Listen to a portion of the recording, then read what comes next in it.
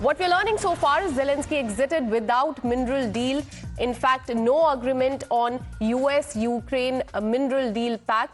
Zelensky has refused to sign US mineral deal is what we're learning so far. So as my colleague Garisha was also pointed out, the mineral deal is completely off the table right now. Let me go across to my colleague Srinjoy, who continues to be live with us. After this meeting, in fact, we saw that several European nations also rallied behind Ukraine. There were statements after statements on social media with the support for Ukraine. In fact, how does one read into this?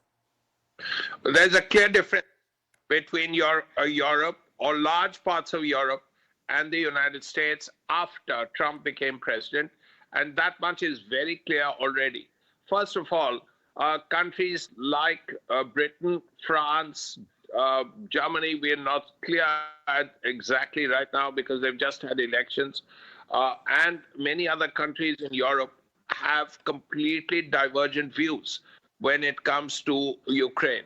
Because at this point, the alliance between Europe and America seems to be at breaking point. As far as Ukraine is concerned, the French particularly are leading the European side. Macron himself seems to have completely different views on how to deal with the Ukraine situation than Donald Trump or even his predecessor, President Biden, had. So under these circumstances, there are two or three things to have a look at.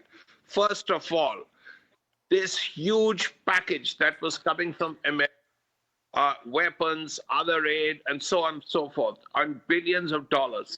Is that going to continue? The chances are that it will not. And if it does not, will Europe step up? Considering that Europe's spending percentage on GDP on defense is very low, overall it's only less than 2%. Is this something Europe will be able to do in the short term, very quickly? That's also something that needs to be looked at. So it's a very complicated situation. Perhaps the only beneficiary of this is President Putin and Russia, because he sees a situation radically different from what it was several months ago. Then you had President Biden and all of Europe working together, supporting Zelensky and against Russia. At this point, President Trump is saying Zelensky has been disrespectful. Now, if that is so, that is not a sign of a very good relationship. The fact that the minerals deal has not been signed is also a bad sign. So this is a breaking point. Whether there will be a complete break, we do not know.